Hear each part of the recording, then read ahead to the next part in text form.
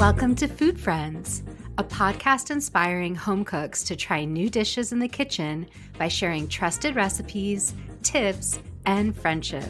Hi, I'm Sonia. And I'm Carrie. We met in Los Angeles over 15 years ago as personal chefs and haven't stopped talking about food since.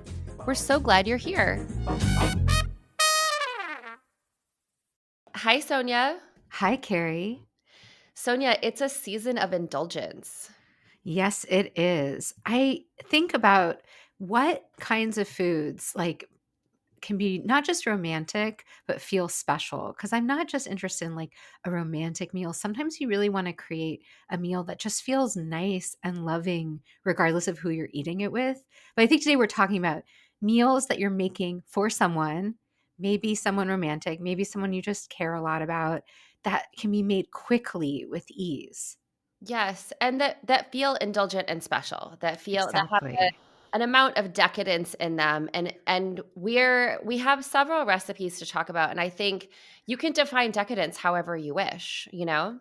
Yes, decadence, indulgence, richness. It's different for everyone. But I think it's fun to share what it is for me and you. I'm really curious, what's coming to your mind and swapping notes. And I have a feeling it will probably be true for many of our listeners too. Yeah, well, I have a really fun one that I wanna start with, and I think when I think about indulgence, my mind immediately goes to butter. I am a butter lover. I'm not, I'm it's just the truth. I just love butter, and, when I first tasted browned butter, which is really just butter cooked until the milk solids turn toasty and brown, it really changed the way I thought about the possibilities with butter. And so I was kind of looking for new ideas and I came across a brown butter vinaigrette. Oh, how And interesting. by Because vinaigrette, you don't think about butter and vinaigrettes. no, not at all. And I just thought, wow, that's so interesting. So I found this is a piece that I want to link that we'll link for our listeners. I found this piece in the kitchen and it was actually written by a caterer who caters lunches. And she was like, when you cater lunch every day for 700 people, you get tired of like a basic vinaigrette.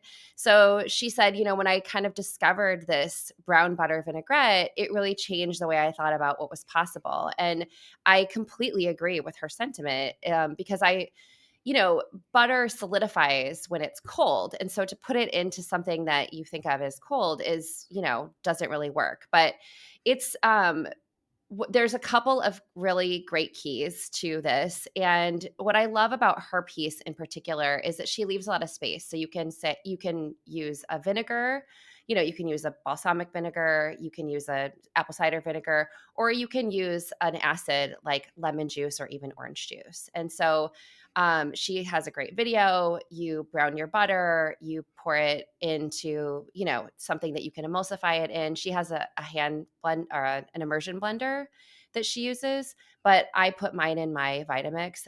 Any blender will work. And she adds, the standards, the mustard, Dijon mustard, and a little bit of vinegar and salt and a little bit of pepper.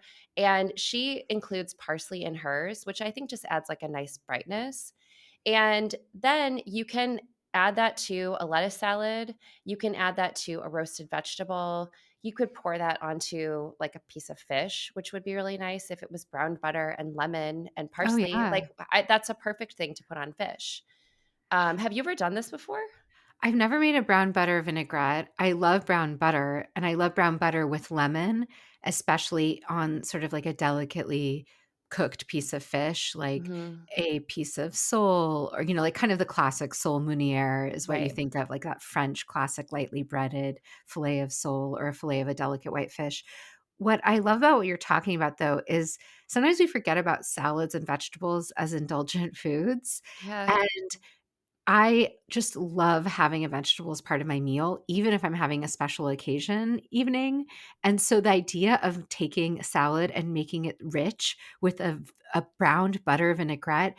And I was even thinking, okay, if you didn't have an immersion blender, if for some reason you don't have a regular blender, those little frothers for your milk, like the Yes. little Oh handheld. my gosh, yes, that's a I'm great idea. I'm really into those, and I also feel like you could even make this with whisk. But now do Yeah, you of have to course. let the brown butter cool a little before you, like, whisk it all together or mix it all Yeah, together? I mean, what she does in the video and, there's another recipe I just wanna add to this conversation too, but what she does in the video is she transfers it from the pan that she's browned it in into like a jar, and so that Uh-huh. immediately is gonna cool that butter down a little bit, not to the place of being cold, but, Yeah.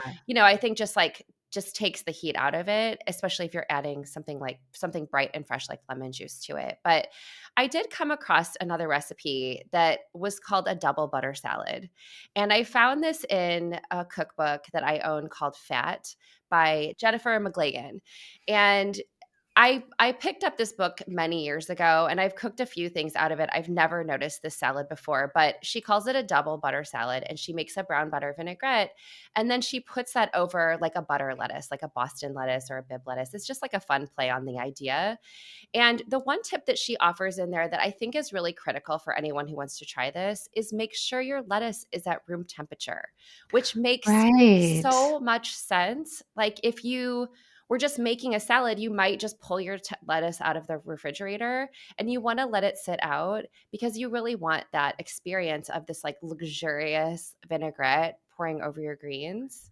Well, you don't want it to seize up with the cold or No. have some reactions. That's why it makes sense to pour over roasted vegetables or cooked fish, and that if you're gonna use it for salad, which it's intended for as well, Yes. that you just let your salad not be ice cold, which is a different salad experience because usually you want salad cold. So I'm into this. I'm definitely gonna have to try it. When I'm thinking about sort of like romantic food, special occasion food, it's hard not to think about risotto. I mean, don't you think? I agree with you. I feel like I still am not sure about risotto. Like I feel like you're always kind of pulling me along on this ride. So I really hope you have like an easy recipe that even I can do. Yeah, we've talked about risotto before. We talked about it on our failings and firings episode because one of my first times making risotto was for my client and it was an epic fail. And then it took me years to return to it. But there's this genius recipe from Deb Perlman of Smitten Kitchen that's an oven baked risotto. I think the thing about risotto that makes it intimidating is that you have to stand there and stir for 45 minutes. Yeah, This is a risotto that is in the oven for 25 to 30 minutes. So it's still a 30-minute recipe, which is sort of like in the ballpark of what we're talking about today. right. It takes like a slightly like basically the steps are so easy. What you do is you take, your some diced onion and your arborio rice and you get it toasty in a pan. And she offers you different techniques. So if you want to infuse it with parmesan, she recommends like at this stage adding your liquid and parmesan on the stove top and then letting it simmer and infuse for like 5 or 10 minutes before putting it in your oven to finish baking. But if you don't want to infuse it with Parmesan, which I kind of love because not everyone eats cheese, not everyone wants a cheesy experience, you can leave out the Parmesan entirely and still just like toast your arborio rice and your onions really quickly and maybe some garlic. And then you add liquid, you bring that just to simmer. And once it's at a simmer, you put the lid on it and you stick it in the oven at 350 for, again, 25, 30 minutes. And you don't touch it, you don't stir it, you don't do anything. And then once you take it out of the oven, you add in your butter, or you could, of course, use like a non dairy butter if you don't want Right, dairy. right. You could add it in a fourth cup or a half a cup of grated parm or pecorino. If you do want that cheese, I feel like you could add frozen peas, and make it a kind of classic pea risotto and just have those warm through in the heat of that pan.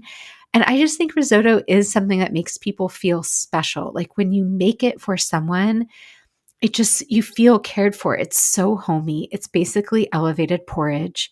It's like true comfort food. And Yeah. this recipe is just so, so easy. Well, I really agree with you. There's such a lore about risotto, and I will say I've made it a couple of times. When I was working as a chef, like my only job was to cook, so I could stand there for 45 minutes and stir risotto.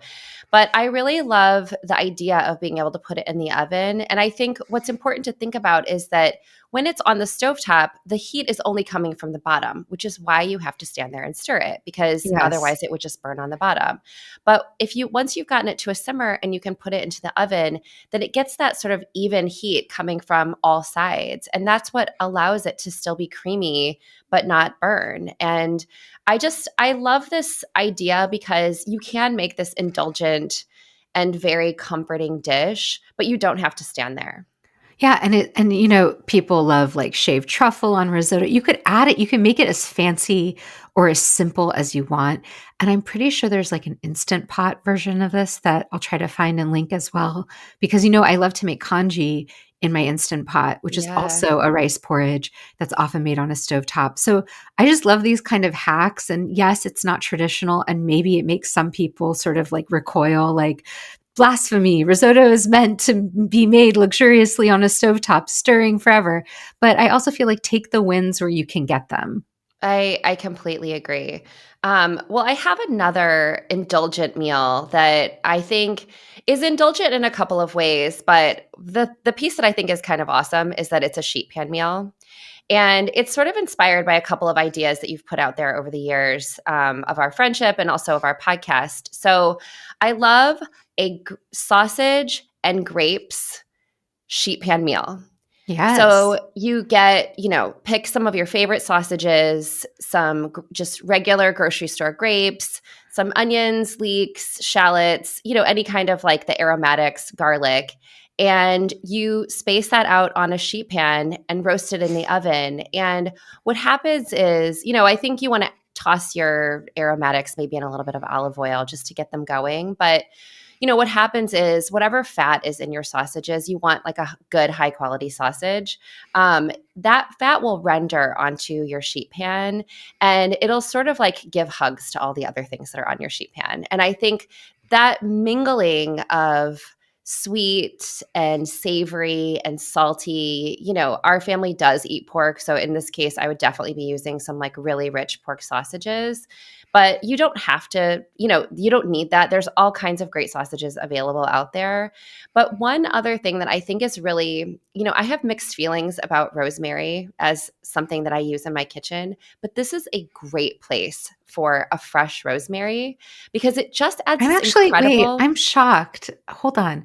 I've never, it's always amazing to me that I learn something new about you every time we talk. What do you mean? You're not a big rosemary person? I think rosemary is really strong. I think it's such a strong flavor. And when I put it in things, I think it takes over. And this Oh, is a I great, love a rosemary.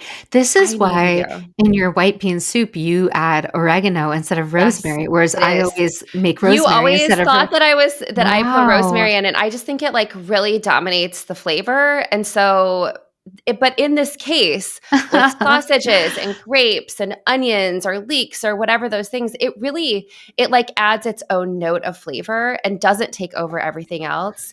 Because And those things can hold up on their own. And I think, to your point, choosing a really good sausage, like this is a place for a fresh sausage in a casing from your yes, butcher counter if you can. I think it would totally work with those pre-cooked sausages as well. But if you can get fresh sausage from wherever you like that's where the fat is going to render out more. And it's usually going to be more flavorful in general. yeah.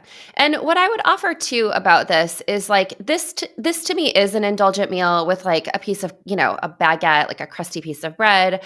I actually wouldn't do this with rice or pasta because I feel like it would dull the flavors a little bit. I think bread Yeah. would just be great to kind of mop up all these flavors. But I think what I also love about this is a grocery store meal. Like if you shop at a good grocery store, you don't have to have like in season grapes because the grapes, they basically shrink up and they concentrate roasting concentrates their flavors. So, this is great if you can get like a really incredible fall grape, but also like in the same way that a cherry tomato when you roast it just tastes so much better. I think there's a wide range of success here. Yeah, I think roasting fruit that's not that great always makes that fruit taste good. I would do that with stone fruit in the summer if you have like average peaches, roasting them to makes them taste good. In this case, grapes year round are available for most people. You can use whatever you have. And I've always loved this kind of dish. I make a version of like chicken thighs and roasted grapes I with know. shallots and Yes. rosemary. And it's one of my favorite dishes for entertaining. I've made it so many times for clients and dinner parties because it's just special to have roasted grapes on the platter. And I feel like even if you don't eat the roasted grapes, if that's not your thing, they just add a subtle sweetness and you can focus if you're a person who's like, well, I'll just eat the sausage. And then you could serve it, like you said, with a good loaf of bread, crusty bread, baguette. I also think mashed potatoes is a really good place for Oh, something I like didn't think this. about that, but I think that is a great suggestion because it But would it's not really yeah, but it's not needed because like you're focusing on something so simple. It's like we're talking about this right. is going to take 30 minutes or less. You're going to throw it on a sheet pan, you're going to warm it through and you're going to serve it with a good loaf of bread and maybe some greens, maybe tossed in that brown butter dressing. Yes, yeah, It's a decadent perfect and meal. decadent. I love it.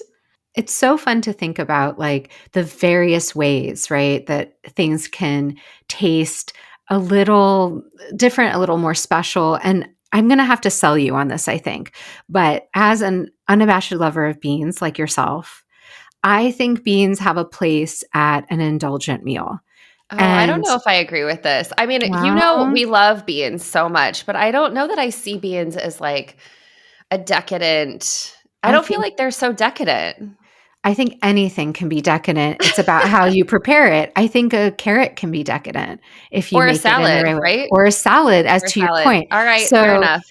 the thing that I've been obsessed with lately is butter beans, which usually I can only seem to find canned. Like it's harder for me to find dried butter beans. And even canned butter beans I know can be tricky to source. So I just want to name that. I find them here in Portland at New Seasons or at Whole Foods. I've seen them online. There's a couple brands that offer canned butter beans. But again, I'm acknowledging I don't think they're like at every single grocery store. So if you can't find butter beans, cannellini beans definitely work in their place.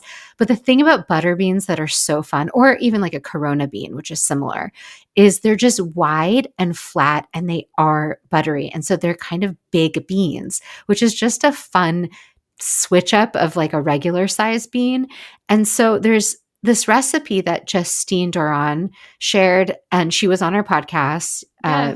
not that long ago, and she really loves butter beans. Like there's a lot of recipes she's developed with this bean in particular, but she has this hot honey tomato butter bean recipe, and I would say this is as luxurious as any one pan meal could be, and it is so quick because you're using canned beans. So what you do is for the bean element, because she has another component, which I'll get to, but for the just the bean element, she sautés some garlic and tomato paste and I think a few, maybe onion, I can't remember, something like that in a pan, gets it all caramelized. Then she adds in milk, like regular milk, although I think you could use an unsweetened non dairy here. And then she lets that reduce until like a thickened sauce. And then she just adds her drained beans to that sauce. And this whole process takes 15 minutes max. And while that's happening, or just slightly before, she takes some kale, she dresses it in a heavy amount of lemon. She also has a breadcrumb, like a hot honey breadcrumb that she makes. So I feel like there's a lot with this recipe you could play with. And then, of course, she adds hot honey at the end and chili flake as well to add spice. But the idea of like a creamy tomato butter bean, I don't think it has to be spicy if you don't want it to be spicy. I think you could add loads of spice if that's your vibe. The richness of that creamy sauce in this butter bean, again, served with a good loaf of bread and then an acidic topping like that lemony kale. If you had a crunchy, garlic crumb, I would probably just do like the thing that you and I do often, which is just a panko garlic Right. In breadcrumb. butter, right, with in butter with some garlic, yeah. You can make while your beans are heating Right. through. Like these things, this really takes 30 minutes or less. And then you have this fun like skillet. You could serve it just in the skillet and have people kind of dip into it and scoop into it. You can't tell me that's not a little bit indulgent. You know what? You have convinced me. And like we loved talking to Justine. She's a great recipe developer. And I have to say, I've missed this one. I totally missed this piece. And I think as a fellow bean lover, I'm really curious about this like rich sauce that also doesn't call for cream. There's Yeah. like the Marry Me chickpeas that Sarah Bond does that I'm still have yet to do. I'm very curious about those because I think that's another luxurious way to work with a bean. But I really do love this, this idea of like a rich bean with, something fresh on top. And then in a way, it's a little bit like because then are you scooping this onto, you could scoop this onto bread too if you wanted to. I would I do mean, that's like what I would do. toast. Yeah, I would do toasted garlicky bread. Yes. That would be my go-to. I don't see a Or reason to make crostini, a or garlic crostini. crostini and again, a fresh salad. I think Yeah. this would go really well with a Caesar and it could have a kind of Italian vibe because of that tomato and that cream sauce.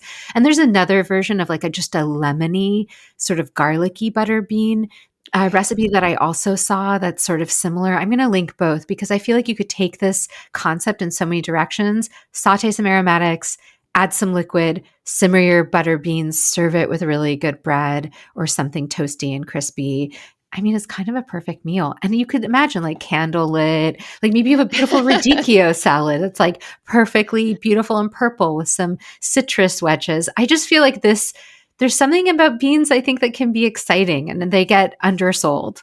I mean, you're really painting the picture, and I think I'm totally converted. I think I'm going to go to something that's, I would say like pasta is such an easy place to call an indulgence. And you and I definitely agree on this. Pasta is a place that we both go when we're, feeling like we want some comfort. And, one of the pastas that has kind of plagued me for a long time is carbonara at home. And I know I've shared with you that I don't make carbonara at home because I feel like it's such a great restaurant dish. And you Right. really have encouraged me to think differently about that.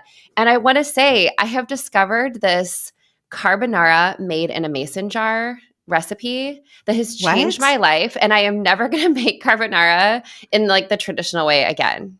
Are you ready Wait, for what is this? yes, I wanna know what the heck happens in a mason jar for Okay. carbonara, because traditionally, you're just, like, cooking the pasta, you're whipping up some eggs with some cheese, and then you're, like, adding the hot pasta to that bowl and then tossing it all together. That's essentially carbonara. Yeah, and there's also like the bacon, the Right. bacon pancetta component. If that's a traditional Of piece course. too. So you're tossing some of that like pork fat into the pasta as well. Right. So there is a New York City chef named Mark Forgione, and the sort of story goes that he was catering a dinner for 700 people, and someone challenged him to make a pasta course for 700 people and make carbonara. Now, Oy.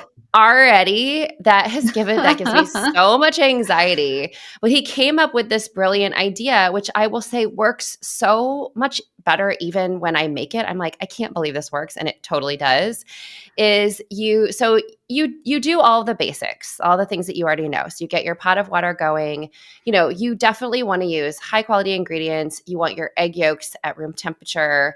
You want your cheese grated before you start like doing other stuff. So get all your ingredients ready to go and get out your 2-cup mason jar, like a wide mouth 2-cup mason jar. That's like a And pint, right? Like this, like, kind of medium size. yeah, the medium-sized one, because you want space to shake. That's what you're Okay. basically shaking the sauce together in this mason jar.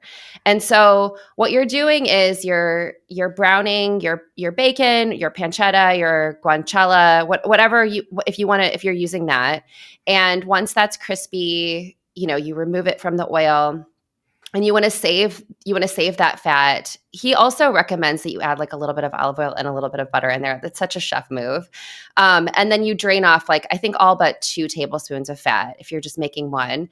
And then once the pasta's done, you add like a splash of pasta water to that, and you scrape up those bits, and you toss your drained hot pasta with the pasta water, a little bit of pasta water, the cheese, the oil and the bacon bits, and then you put that in the jar Like a with serving of pasta? a serving of pasta with the egg yolk, and then you put the top on the jar and you shake it.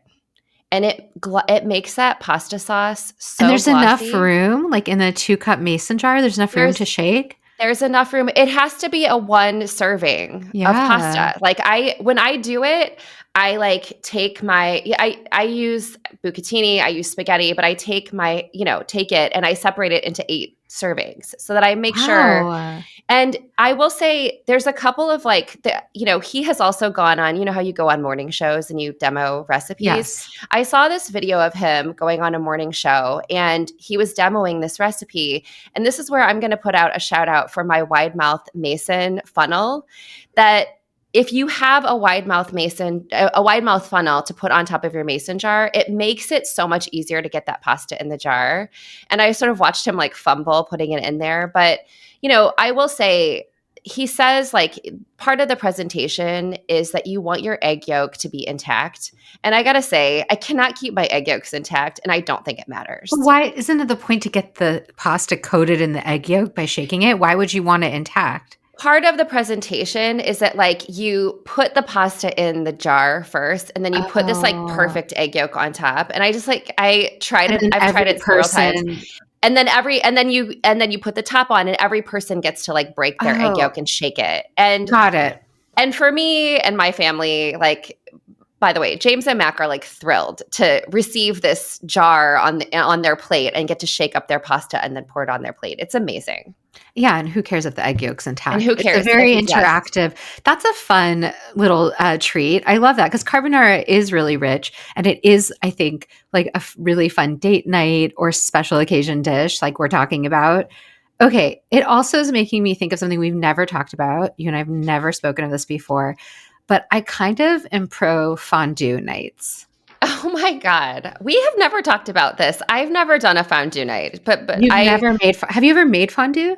I don't think I've ever made fondue. I mean, Huh. I've definitely eaten fondue, but I don't know that I've ever made it. I never even thought about fondue until I went to France. I mean, I've thought about it, like it's in the world. I've seen it around. I've never been to the Melting Pot, that restaurant that specializes in fondue, but I know about it.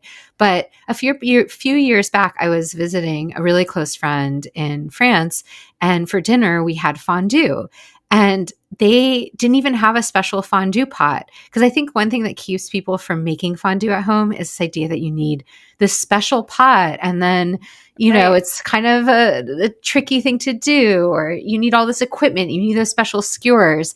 And he didn't have any of that. He just had like a thick cast iron enamel pot. So any thick like pot, if you don't have a Heavy fondue pot, bottom would pot, work. yeah. And then, you're heating up different kinds of cheese. It's usually Emmental and Gruyere are the classics, but there's a wide range of cheeses you can use. Sometimes you can even buy fondue cheese kits at places like Trader Joe's when it's seasonal. And then you add white wine. What's traditional is to add a splash of kirsch or brandy. So you can definitely keep that out, but that is kind of what makes it fondue, Right. and then you're heating all that up. But I think the fun of fondue isn't even this cheese sauce, which is pretty basic and really simple to make, just takes a few minutes. And again, you can heat it up on the stove in a cast iron enamel pot or any kind of heavy bottom pot. Like you want a pot, not a pan, because you want it to hold that heat, especially if you don't have a fondue set. Right. One other note is though, you can make this in a mini crock pot. Oh, Like right. a mini crock pot will hold the heat so well. You have one, right? I have a medium-sized Oh, crock pot. medium. Yeah, it's not a huge one, But I but feel like yours would work for this, especially I if you had think a it would. crowd. And Yeah, the if I other had a thing crowd of people. and the other thing is, like, do you have one of those, like, trivets that you can put a candle in? Like, I my grand don't. oh, do you know what I'm talking about, I though? do know exactly what you're talking about. Yeah, it's like a chafing dish. Almost. It's like a trivet, like a hot pad, but you put a little tea light in the center, and I inherited this from my grandmother because she would actually use it all the time to serve tea, like in a kettle, not in a kettle, like in a teapot. She would keep it on this so it would keep the water warm at the Yeah. table. And so you could also use that. But the fun to me of fondue is not even the cheese. It's that you get to make essentially like a board of mostly store-bought and assembled ingredients that you're just slicing. Obviously the traditional things are things like bread, cubed good bread or baguette, sausage. those kinds of things. But you could also do fruit, like apple is really common. I love even like a sturdy piece of endive, like a Oh, kind of that's a bitter great lettuce. idea. Yeah. Some Anything people, that's like a yes. beautiful leaf of lettuce. I mean, you could even do like a treviso or, a radicchio or something like that that was colorful. Yeah, and cauliflower, like sliced thin. And you could just pick whatever excites you to eat. Anything that would taste good with cheese would taste good on a fondue board. But it was such a lively evening at his house. Like it ended up being a group of like 10 or 12 of us, and just everyone is eating all these different things in the fondue. And I love that interaction. I love how festive it is. And it's something you just don't make on a regular night. So to me, it feels like truly special occasion. Well, and it's the kind of meal that gathers people around a table. I think that's what you're like Right. that's the picture that you're painting for me is this idea of like, a group of 10 or 12 people. I mean, if you're visiting your friend, you don't know any of these people probably. So it's like No. this is an interactive dinner where you're getting to know other people and it helps like break the ice because everyone's trying to like, you know, get their bites going and pick out what they want and it just fosters connection, I think. I really love that idea. It's hard to talk about decadence without talking about dessert. Agreed. And it's funny that you brought this like French fondue idea because one of the ideas that I wanted to bring to us too is chocolate mousse. And I have to say, I've never really thought very deeply about chocolate mousse. I've never really made it. I don't like choose it if I'm at a restaurant. But I did go to Paris last year with my friend Jamie, who I've known since my freshman year of college. And walking through the streets of Paris, she sort of shared this bombshell with me, which is that chocolate mousse is her favorite dessert of all time. And I had no idea. And, what's interesting about chocolate mousse, especially in France and in Paris, is that it's like kind of everywhere and they It's in serve the it in the grocery in the store. You can grocery get like store. 20 Yes. different kinds of chocolate mousse. It's incredible. Totally. And there were a couple of places that, people had recommended to us. One place that serves it like family style, like kind of out of a vat. Oh, And then there yeah. was there was this other place that kind of serves it like in an ice cream cone. So like a single serving, you like walk around and shop and eat chocolate mousse. So How fun. I really, when we were having this conversation, I thought, what's more decadent than chocolate, sugar, butter, cream, and eggs? And making chocolate mousse is actually incredibly quick and easy. I mean, I think you can make this in like 15 minutes flat and refrigerate it, make it ahead of time. It's really easy. So, what you really do is you whip your egg whites with a little bit of sugar until they're soft peaks. You don't want them to be firm peaks. And then you want to whip some cream and fold in your egg yolks and then fold in a little bit of melted chocolate. Now here you really want to be using the best quality dark chocolate that you can get. Um, because that really makes a difference. And then you fold these two together and you really want to do that gently because you want to keep all that air in your recipe. And then you just put this in the container that you're going to serve it in. Or, I found this great recipe online. There's a great video that you can see. And she puts them in like little shot glasses and then puts a little whipped cream on top. And then you can add some chocolate shavings. I mean, I don't know what is more like indulgent or, also so loving to offer someone than like a really rich chocolatey dessert for at the end of a meal. I happen to love chocolate mousse, especially in France. Even the grocery store mousse there is so good. I've made it a bunch of times, especially for Passover, because that's when we're making desserts without Oh, right. any, any flour, and you're just looking for recipes like mousse. But I sometimes do get squeamish about raw eggs, and this is a raw egg dish, so it's not for everyone. And definitely, like just as much as the chocolate's important, the eggs are important. So I think this is a time to splurge on some really good eggs. But if you are squeamish about raw eggs, uh, there are a couple really fun chocolate mousse recipes out there that involve no eggs at all. There's one with silken tofu that I love. I think it turns out really, really, really good and light and airy and chocolatey. And there's also the sort of, it's now become a new vegan classic, which is avocado chocolate mousse. I like the tofu one better, like texturally and flavor wise, but it really works with both. So I just would offer that in case anyone is like, oh, I don't know if I can do the raw egg thing. No, I'm glad you highlighted that because I definitely have a couple of friends that just won't eat raw eggs, or like also it's not great if someone has, is pregnant or whatever. So I Immune think, compromise, yeah. yeah, having some different options, but I think at the minimum, if you're going to go in this direction, you should be getting like eggs from a reputable source, organic for sure. I buy my eggs from the farmers market, and again, fresh eggs are really important here too. So, I would love for you to include those recipes as well because I think it's a recipe that's also accessible for everyone, even if you are vegan, because you can also use a vegan chocolate. Yeah, exactly. Was thinking about like what I'm in the mood for this year. And we've talked a lot about chocolate chip cookies in our friendship, but what we haven't talked about is a skillet chocolate chip cookie. Oh my gosh, my Midwestern heart is singing right now. Because a skillet cookie is like an invitation to share. I Of just course. right? There's Yes. something about the sharing of something that adds to the experience. And there's a couple great recipes I've tried and found over the years, but the difference between like your standard cookie and a skillet cookie is you want the skillet cookie to be a little bit more like a brownie, a little like denser and chewier. It's just slightly different. It's not harder to make. It's actually very easy, sometimes easier. In fact, one of the recipes I found, it's like you mix everything in the pan you're going to cook it in. Oh, So wow. it can be this kind of simple dish, but it is such a big wow factor to bring a giant cookie to the table, top it with whipped cream or ice cream, have it be still warm, have it be melty. Don't you think? I mean, I everything that you're saying is making my heart sing because I think it is an invitation to share. I think there's such a wow presentation factor. And what I love about eating a skillet cookie is the mix of temperatures. I love the warm cookie with the cold ice cream. Ice cream is like a must for me, and also like Yes. hot fudge sauce.